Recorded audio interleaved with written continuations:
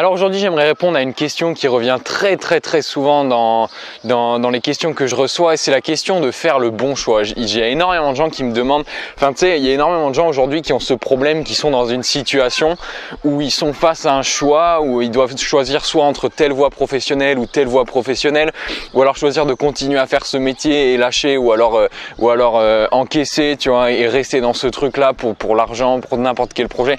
Faire le bon choix finalement. Et le problème avec ça, si tu veux, c'est que bon, on habite un peu, on va pas se le cacher, tu vois, entre toi et moi, mais on habite un peu dans une société qui est obsédée par faire le bon choix, parce que il y a cette obsession qui est ancrée depuis qu'on est petit de la case, tu vois, se caser, tu vois. Il faut que chacun puisse trouver sa bonne case, quoi, si possible en termes de sécurité financière, en termes de stabilité.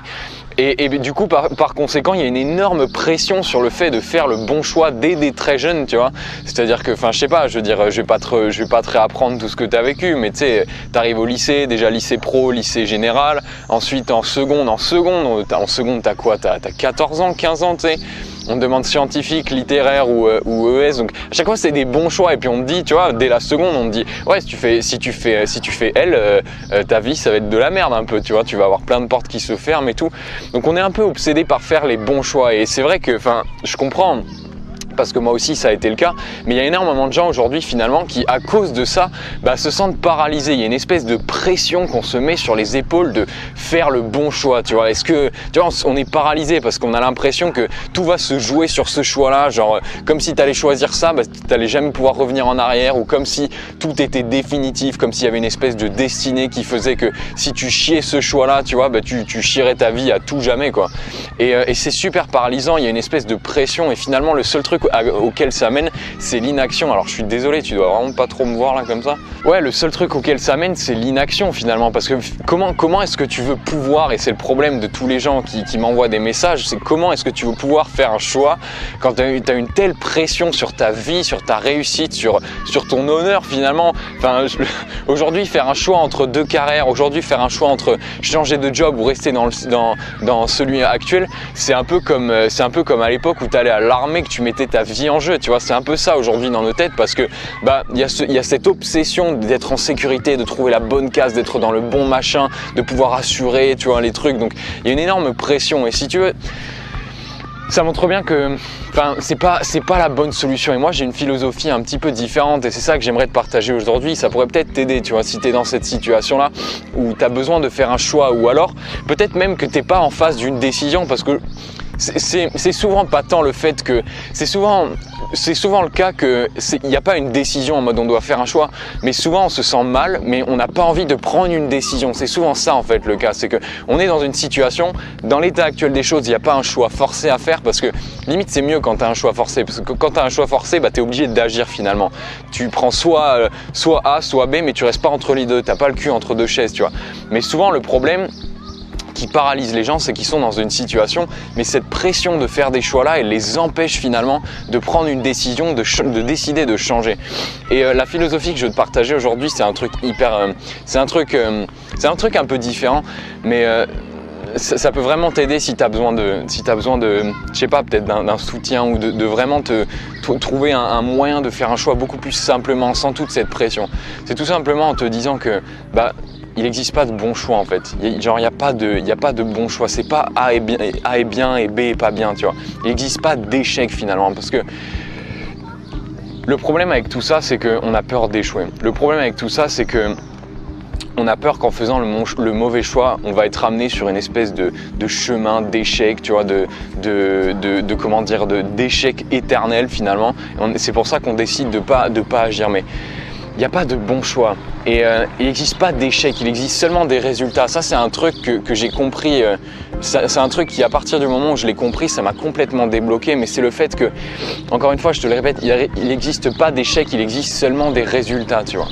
Et souvent on pense que, tu vois, souvent on fait des tests, et c'est un peu le problème de aujourd'hui finalement, et des gens aujourd'hui, mais c'est que l'échec finalement, cette idée de l'échec est tellement ancrée parce qu'effectivement aujourd'hui, si tu vois, si t'as pas un job stable, si tu suis pas la norme, t'es un échec. Tu vois, aujourd'hui c'est un petit peu ça, sauf à partir du moment où t'es arrivé, tu vois, où t'as traversé le désert, où t'es arrivé à un certain stade et après on t'admire, on te dit ah machin, tu vois.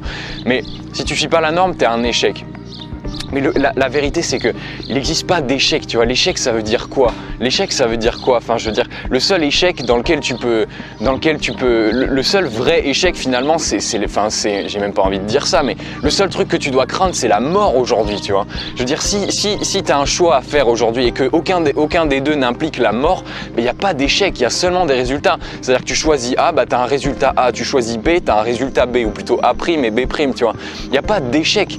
C'est pas parce que tu quittes un job où tu faisais, je sais pas moi, 3000 € et que tu retournes à un job un peu moins payé, mais parce que c'est dans une autre entreprise où tu as un potentiel de progression et un truc qui te plaît plus, mais où tu es payé 1000 €, c'est pas parce que tu perds 2000 € en salaire chaque mois que tu es un échec, tu vois. C'est juste un résultat, mais il faut comparer les choses, tu vois. Et de la même façon, c'est pas parce que tu sacrifies, je sais pas moi, toute ta jeunesse à faire un truc qui te plaît, tu vois, t'es pas en mode vas-y, t'es pas trop dans le mental en mode ouais, je vais sortir, tu vois, je vais aller me bourrer la gueule, je vais faire la fête et tout. C'est pas parce que tu fais ça et que dans la tête de tout le monde tu sacrifies ta vingtaine que t'es un échec. Non, t'as choisi ce truc là pour avoir une autre expérience, pour faire quelque chose d'autre, pour t'investir à fond. Donc il faut sortir de cette idée qu'il y a un bon choix et qu'il y a un échec. Il n'y a pas de bon choix, il y a juste des résultats, tu vois.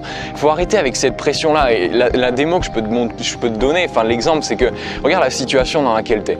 Aujourd'hui, tu as forcément, tu vois, maintenant, en ce moment, à l'heure où tu regardes ta vidéo, entre toi et moi, tu as forcément fait des mauvais choix dans ta vie, tu vois. On en a tous fait. Tu vois, enfin, c'est pour je te dis mauvais choix, mais on a tous fait des choix finalement. Et qu'on les considère comme bons ou mauvais, c'est ça qui fait que tu es ici aujourd'hui. Regarde, ta vie aujourd'hui, elle est constituée de choix meilleurs que d'autres et de choix moins bons que d'autres. Mais finalement, c'est l'alchimie des deux qui a fait que tu es la personne que tu es devenue aujourd'hui. Alors je ne sais pas si tu es content ou pas, mais dans ta vie, tu as forcément eu des belles choses. Tu vois, dans ta vie, tu as forcément eu des bons trucs qui te sont arrivés. Peut-être qu'aujourd'hui, tu as des aspirations, peut-être qu'aujourd'hui, tu as des rêves. C'est les choix bons et les choix moins bons qui t'ont amené ici.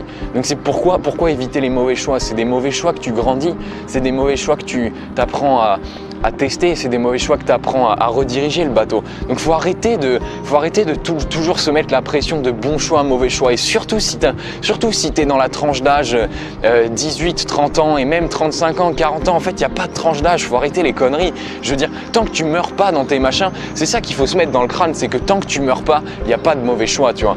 Tant que tu n'as pas fait un choix qui met en danger ta famille, qui te met vraiment dans la merde financièrement, et encore, parce que des fois ça vaut vraiment le coup de se mettre un coup de pied dans le cul et de se foutre dans la merde, tu vois. Tant qu'il n'y a pas la mort et tant que tu fais de mal à personne, il n'y a pas de bon ou de mauvais choix, tu vois. Le bon ou le mauvais choix, il est dans notre crâne, il est inséré dans notre crâne et c'est surtout par rapport à ce que vont penser les autres. Est-ce que c'est un bon choix ou un mauvais choix par rapport à ce que vont penser les autres de moi? C'est ça la vraie question aujourd'hui, c'est souvent ça qui est là.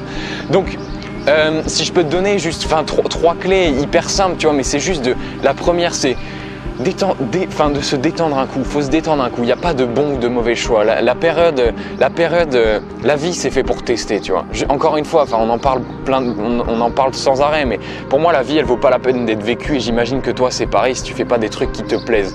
Et la vie elle vaut pas non plus la peine d'être vécue si tu restes sans arrêt à faire des trucs dans lesquels tu es confortable, dans lesquels tu vois bien le faire, dans lesquels tu vois, si tu fais pas de trucs qui te challenge un peu, la vie elle vaut pas la peine d'être vécue. Ça sert à quoi, tu vois? Je veux dire, autant être une limace et bouffer de la salade, et encore ce serait peut-être encore plus rigolo, tu vois, parce que tu verrais les choses d'un autre point de vue. Enfin bon, bref, je pars dans mes délires, mais se détendre un coup, quoi. Il n'y a pas de bon ou de mauvais choix, faut arrêter ça. Si aujourd'hui tu es face à un dilemme, regarde juste ce qui te plaît le plus, ce qui te tente le plus, et vas-y, arrête de réfléchir. Mais la pire situation dans laquelle se mettre, c'est être au milieu, là, dans cette zone de non-action, cette zone morte. C'est vraiment un no man's land, cette zone-là, tu vois, où il y a de l'inaction, où il y a de la peur, où il y a de la paralysie, où il y a de la pression et où il n'y a rien qui se passe, tu vois. Donc faire un choix, se détendre et accepter de redevenir mauvais. Souvent, il y a beaucoup de gens qui, et c'est peut-être ton cas, mais souvent on a peur de faire un choix parce qu'on a peur de redevenir mauvais, on a peur de redevenir un novice.